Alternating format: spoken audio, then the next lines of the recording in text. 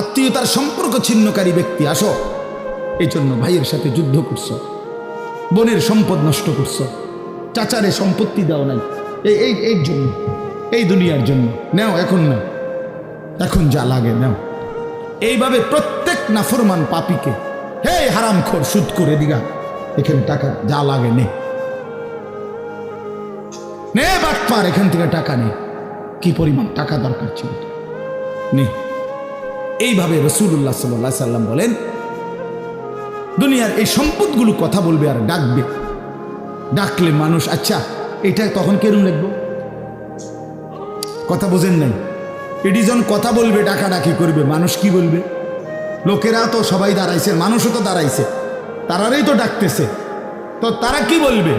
ওয়াকালাল ইনসানু মা লাহা, আল্লাহ নিজেই বলতেছে, লোকেরা তখন মানুষগুলো বলবে মা লাহা, এটা কি হলো, আরে এইটা কি কারবার, এগুলো কথা বলে কেমনে, এগুলো কি কয়, এরা আমার চিনল কেমনে, আমি যে সিটার,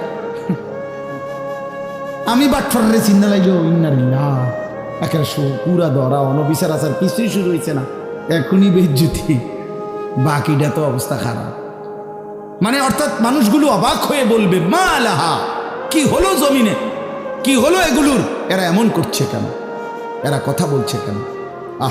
আল্লাহ বলেন ইয়াউমাইদিন তুহাদ্দিসু আখবারাহা, আল্লাহ তাআলা বলেন বান্দা হে কি দেখছো হবে, এই মাত্র দেখলা স্বর্ণ রৌপ্য টাকা পয়সা কথা বলে, এখনে না দেখবা আসল খেলাটা।